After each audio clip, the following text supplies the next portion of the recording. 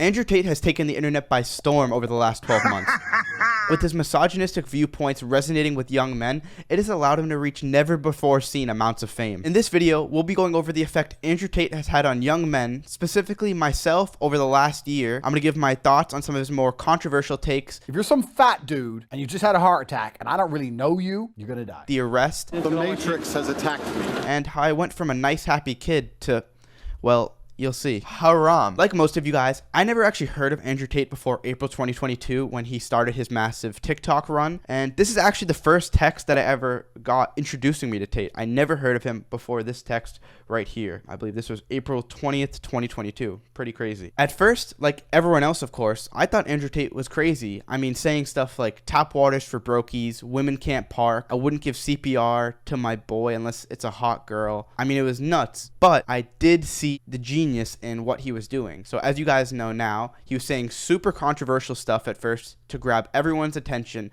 and make it so that anytime his video popped up on your feed in the future, you'd want to sit there and watch the whole thing to see what he had to say. And then slowly, as he gathered more people's attention, he transitioned his message from the crazy stuff to more logical things so that people would start to resonate with him more. And he would actually gain, you know, some more loyal followers. Right when hearing about Tate, like I said, this was about April 2022. This was just after I was starting the exit of a previous business that I was in. Late 2021 to early 2022, it was my freshman year of college, and I was actually able to find lots of success in business. I started a company which we generated $5 million in crypto-related ventures. So how does it go from TikTok to $2.5 million?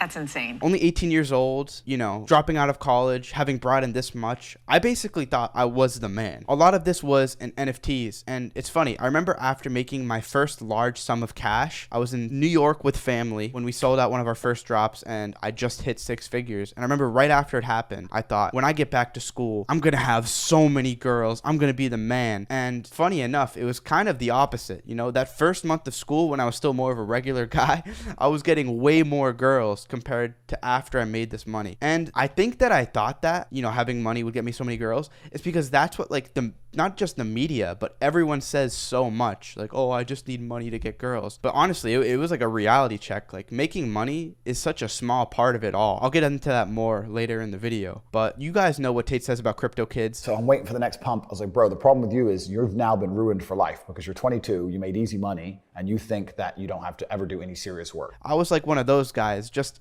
a little bit less geeky. You know, I didn't just catch a random crypto pump and make tens of millions of dollars. I was actually running a company, so I had to put some more brain into it. So like I said, still April 2022. At the time his video started popping up, I was still talking to this girl down in Miami. This was probably the most serious that I've ever talked to a girl.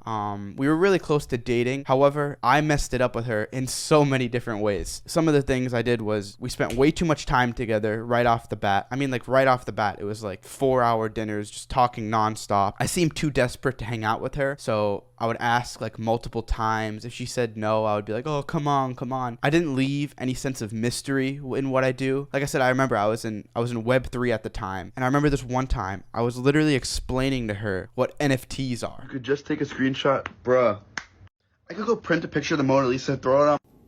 Like, you should never have to explain to a girl what non-fungible tokens are. They don't need to know that. But, yeah, I was lost with girls. We FaceTimed every night. And worst of all, I cried in front of her once. And you might even be thinking right now that some of those don't sound so crazy. You know, showing emotion in front of girls and crying is okay. And texting them all the time and not having any sense of mystery. That's all good things. And I can tell you that that's complete bullshit. And I'll get into that later in the video. So the next few months after we stopped talking, I was still under the mindset that it was her fault. You know, she was inconsiderate. She used me. Just all these, you know, BS excuses. Then I started to watch Tate some more, not just the TikToks of him saying women can't park. I think the first long form podcast I watched of his was the Yo Mama's House podcast. Abdul? Yeah, get the rocks. Get the rocks. And this is where I really started to actually like his message. Regardless of if you like him or not, you can't deny he's an extremely intelligent and engaging speaker. From here, I started watching basically all of his podcasts as he was going on them, and my worldview started to take a complete 180 in real time. One of his first points really sticking with me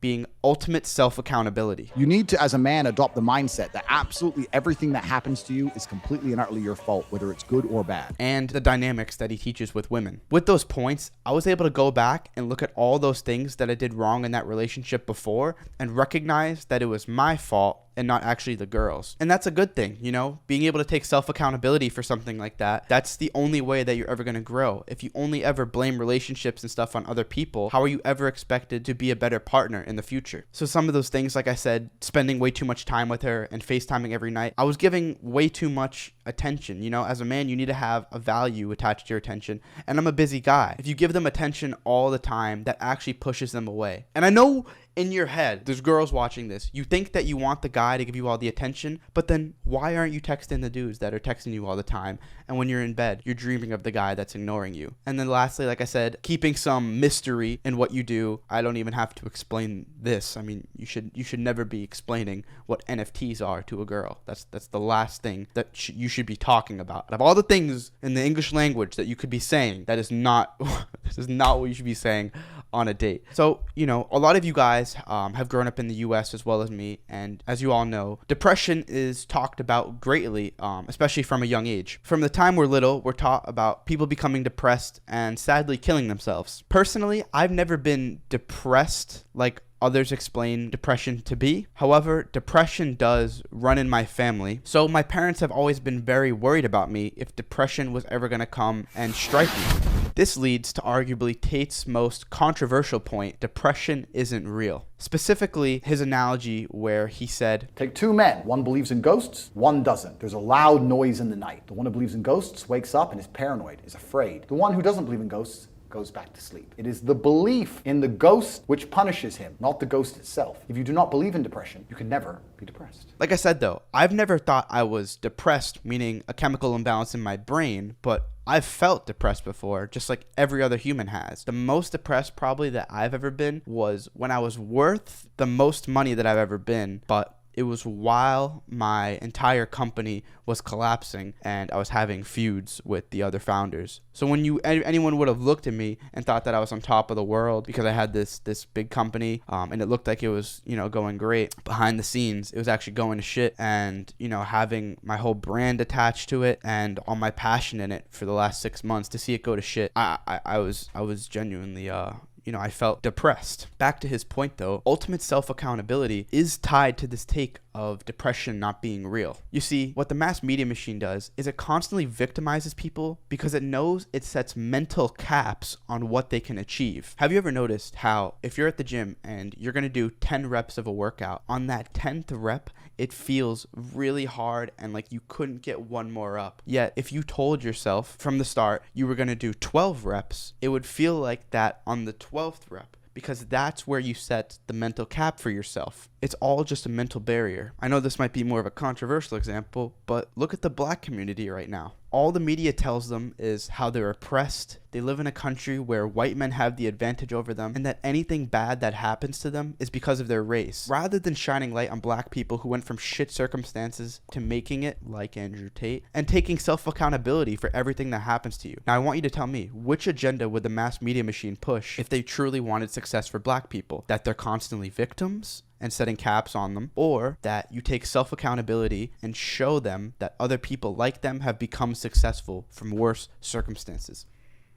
I don't know. I want to tell a quick story too regarding mental caps and belief. So right now I live in Florida, and about a month ago I had a trip to Tulum, Mexico. So my sleep schedule at the time was completely fucked. I was going to sleep at like 5 a.m. and I had a 9 a.m. flight. So I decided I was just going to stay up through the night, drive to the airport, be tired, and sleep on the plane. But my dumbass thought Tulum was on the west coast, so that I had a 5-hour flight and I was going back 3 hours. So I get to the airport, I'm half asleep. The second I get on the plane, I pass out. I wasn't awake for 1 second while the plane was in the air. I woke up as we landed. So I wake up, I look at the time, it's 2 hours later. I'm like, damn, I got my 5.5 hours of sleep. I am good. I feel great. So I go to the resort, meet up with all the guys, and it's not till nearly that night where I realized that I was running on an hour and a half of sleep the whole day. Now, I can guarantee you that if I knew Tulum was Eastern time and I knew I was only getting an hour and a half, that when I landed, I would have still felt more tired. When I got to the resort, I would have been like,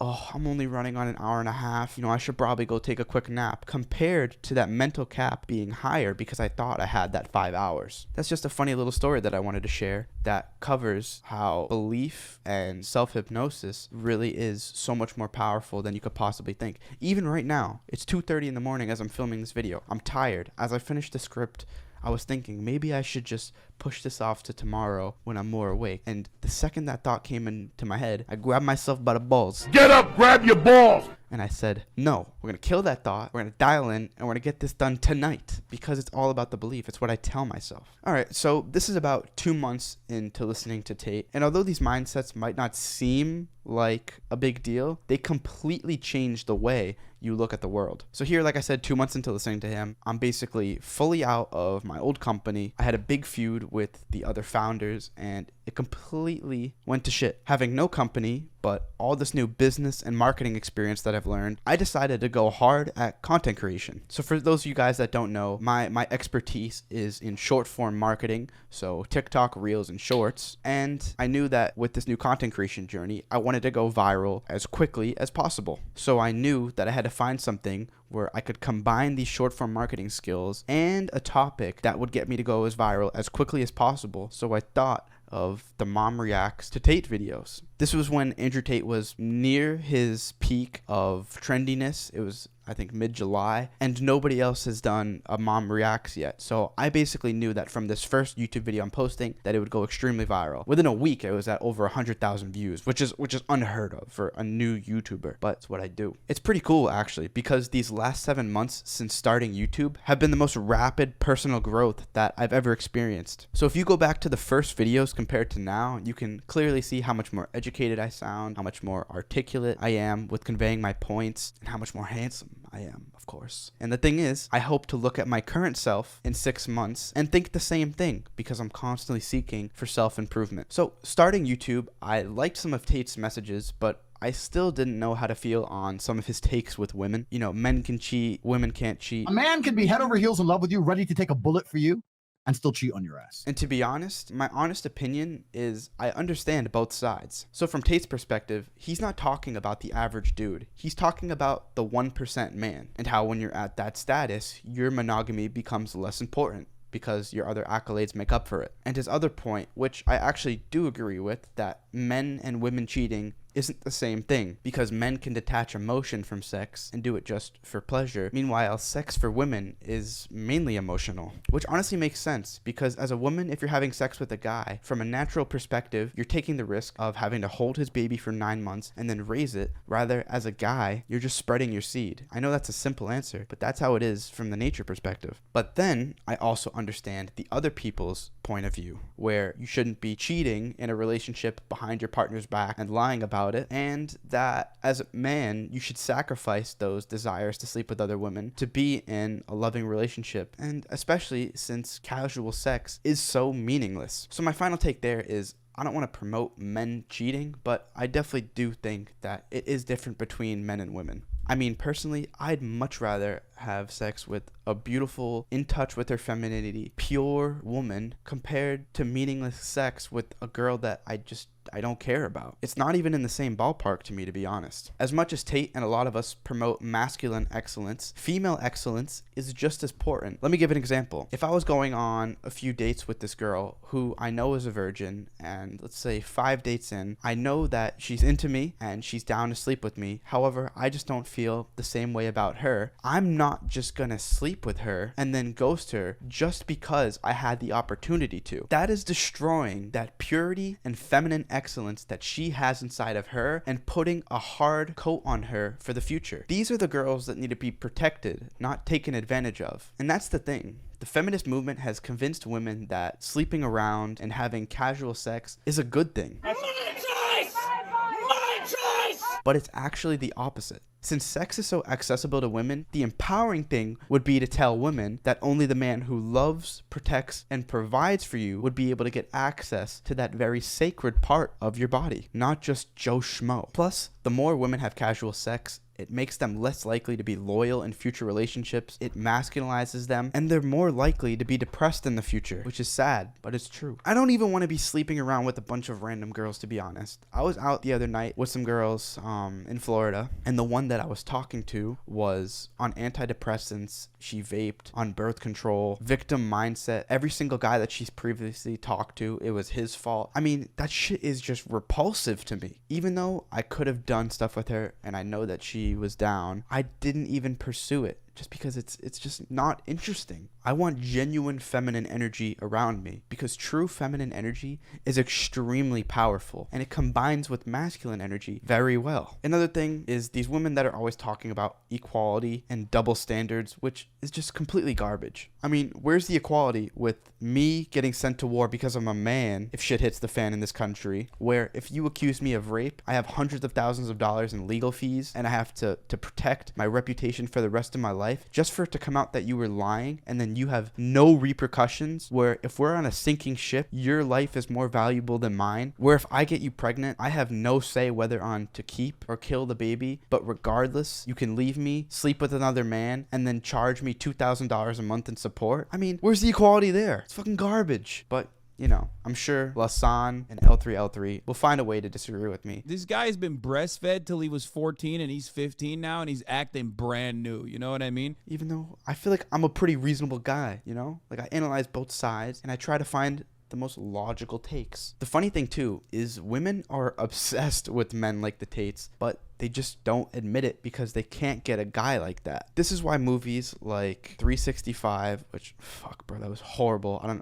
I watched it with girls and it was terrible, or 50 Shades of Grey are so popular because women naturally like to be submissive and to be dominated. They like the big G's, the top men. So what they do when they can't get one is they turn into men-hating feminists. United States of America. And call you toxically masculine for getting those attributes, which they naturally want. So honestly, with all of these new points instilled into my head, it has only changed my experience with girls in a good way. I'm not thirsty. I don't chase girls. I would never, not like I ever did this, force a woman to do anything she doesn't want to do, whether it's sexually or come back to the house. Come with me. If she says no, that's perfectly fine. Remember, you're not fucking psycho. That's all fine. Do whatever you want. I don't care. I'm myself. I'm a gentleman. I have a value attached to my attention. I do my own thing. And now that I've put this focus onto myself, I'm actually getting about a DM a day from different girls, which is a total first. Never had this before. Kind of cool. And I'm not saying that as a brag, because that's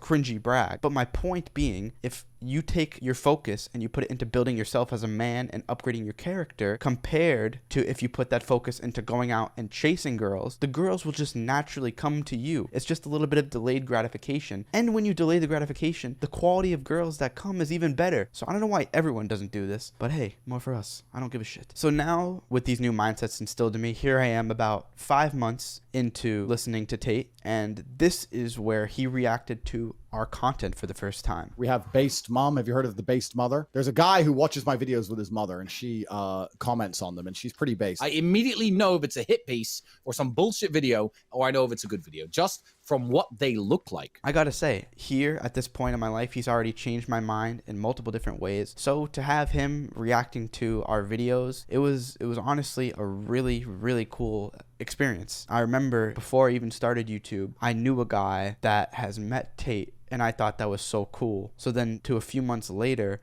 having Tate react to my videos and even get in contact with him, pretty awesome, you know? It's what happens when you constantly make the right moves and try to level yourself up, you know? Make that new connection, join this group. Gets you closer to where you want to be. Off the women topic, another big point of Tate's is you're the sum of the 5 people you spend the most time with. The 5 people you spend the most time with, that's what you're going to end up like. In turn, your brain is dictated by the content that you consume. So, with that knowledge, why would we not only surround ourselves with people we're trying to be like or build ourselves with and taking in useful content that benefits us? I mean, this is something we all know. This isn't something Tate invented. We've all heard this before. I remember even at the start of my entrepreneurial journey, all of my college friends still wanted to keep going out, drinking, partying, doing that dumb shit, which I had fun for a month of, but it gets old pretty quick because it doesn't actually take you anywhere in life. So to find those connections that I wanted to start business with and really level up, I had to do it online. So honestly, one of my best pieces of advice for you guys who feel stuck and you're surrounded by loser friends is to find a good network online. Join different groups, maybe go to different masterminds. That's the best way you can meet new people, and then stay in touch with them, whether it's on Discord calls, texting, whatever it is. It's important that you surround yourself with positive people on the same track as you, whether it's in person or digitally, whatever you have to do. And it's sad, honestly, because once you get on that trajectory, you slowly start to cut out and stop talking to those older friends as much because they're just not on the same wavelength, you know? Once you're on that entrepreneurial self-improvement, upgrade your character wave, it's tough to spend time with a lot of people who just smoke weed and drink all the time. I mean, it's impossible. It's like, you feel like a bot, to be quite honest. I can't do it. Then to the point regarding the content that you consume, you want to reprogram your mind. This is something that he talks about, and it's something I've learned on my own. So you know how in high school, when you would have to memorize random nonsense like PEMDAS,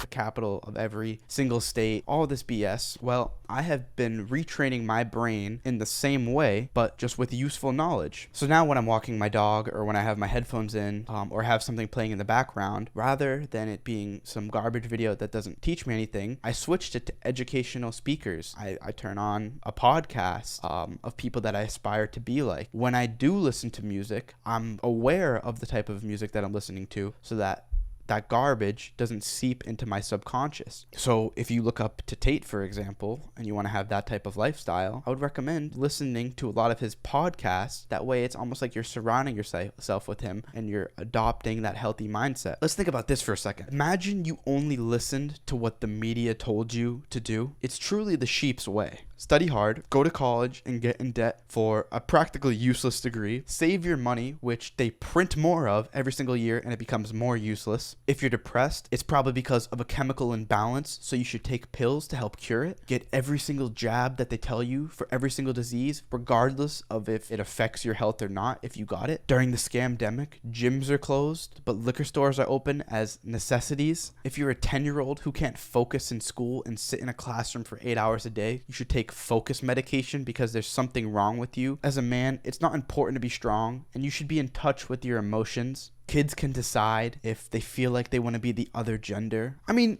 these are all common points that the mass media machine makes. Could you imagine where my life would be if I blindly listened to these? And don't even get me started on what they say to women. Take antidepressants, get on birth control. Sleeping around is empowering. Abortions are okay and they're good to have. It's better to rely on a job than a man who loves and will die and provide for you. I mean, it's completely ridiculous. It's a fucking joke. And I'm not even being crazy or out of reach with a lot of these points. I mean, these are common points that they're making. You know, a lot of the times people make, political videos. They'll go after the other side's extremists. I mean, those points that I'm making are not even extreme.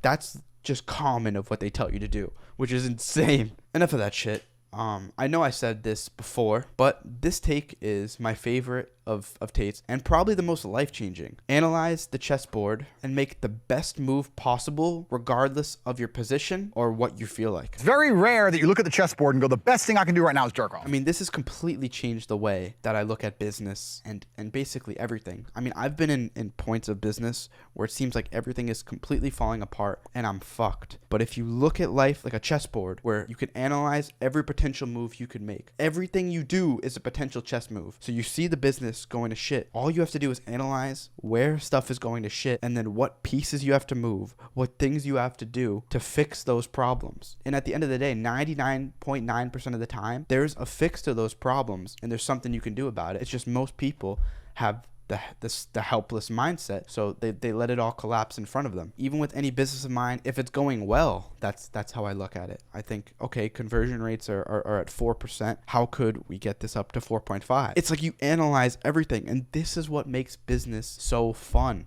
Because it's the biggest chessboard in the world, and there's unlimited moves you can make. It's crazy. It's crazy. And then having a word of iron is another one of Tate's best messages, where if you say something, it becomes true. You gotta start saying shit, and your word has to be iron. And I don't mean this in just like some kind of manifestation way where I say I'm going to be a millionaire, where yeah, that stuff is great. But I mean where if you say something that you're going to do it, you saying it, it's already done. So if I say I'm going to do 100 push-ups, because I say it, it's like I've already did it because I'm going to do them. Now, our generation is absolutely horrible about sticking to our word. I mean, realistically, people's word means genuinely nothing nowadays. Whether it's friends, business. I mean, I remember there's been times where I'm visiting a friend at college and we're like, oh, well, what are we going to do tonight? And my friend's like, oh, we'll get some girls over, bro, and we'll just hang out. I'm like, okay. And then that night, he's just like, oh, yeah, I like texted a few and they didn't respond. And something even little like that. But it's like, bro, like you just say stuff to say stuff. And so many people do this where they just say stuff without it having any substance. So when you start saying stuff without it actually meaning anything, your word is meaningless compared to if every single time you say you're going to do something and it happens, your word is like iron. I know that might sound like a dumb example, but it's little things like that that correlate to every other aspect of your life. You say you're going to do something, it has to get done. If you're an editor in business and you say you're going to edit 2 videos a day for this person, it's done. You said it. You have to do it. And the thing is too, I'm not even perfect about this. All the time I put too much onto my plate and then I'm not able to get it all done. And I say I'm going to have something to you tomorrow and then it's there the day after. I mean, we're all bad at this. It's crazy, but you have to at least acknowledge it and constantly work towards turning your word into literal iron. Now, with all these great messages that Tate has spewed, he is now arrested and he's been in jail for about 90 days now for sex trafficking. The Matrix has attacked me. Now, what they initially hit him with was, sex trafficking broadly, so people thought he's like shipping girls into Ukraine in boxes. But then when, everyone realized that was complete bullshit, they hit him with the lover boy method. Now, personally, I think that the lover boy method is the most bullshit thing to ever accuse someone of. And there's a couple reasons why. Point number 1, if it was a woman manipulating a man into doing something, there would be no outrage at all. In fact, the media would celebrate it because that's empowering for women. Number 2, you guys are all about women's independence and stuff. So you're going to sit here and tell me that women aren't competent enough to make their own decisions? That a man could just make them fall in love and then do stuff to them? I mean, it's absolutely ridiculous. Especially when Tate is paying the girls out a salary. Like, we're really supposed to believe the human trafficking allegations against Tate when the people on Epstein's list are still out roaming the streets and there's celebrities like Cardi B who have admitted to drugging and robbing men and they're given McDonald's partnerships. So then you're going to take those people who are actual traffickers and should be in jail compared to someone who made girls fall in love with him to do work and then still paid them, and that guy should go to jail? What?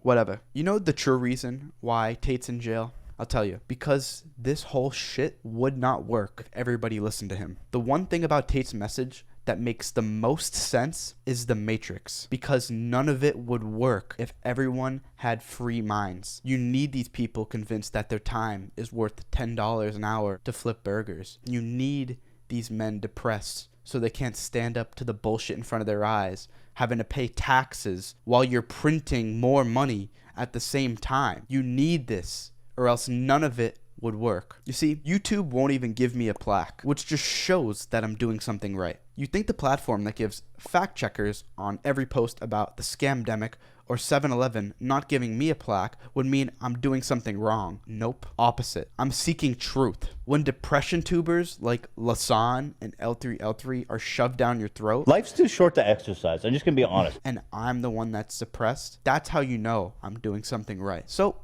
overall, I went from crying over a girl and losing my company to building a completely new mindset to the point where I feel like a different human being, multiplying my income, become a stronger person, inspire thousands, created a massive network, and it's thanks to these messages that Tate has instilled inside of me. It's funny, I don't even think I've ever said this in a video before, but me and Tate were actually supposed to do a podcast in January in Dubai, and one thing that I can tell you for a fact is that podcast is still gonna happen right when he is out of prison. Unfortunately, I had to make this video a fake hit piece so that the YouTube algorithm would actually push it to people, but if you made it this far, hopefully you took something out of it and you realized why we actually follow him, not just because he said women can't park. Make sure to follow me on Instagram at SonnyFaz. Follow my Twitter at TheSonnyFaz. Let me know what you thought of this kind of video where I'm just talking to the camera and giving my thoughts. Free Top G. I love you all.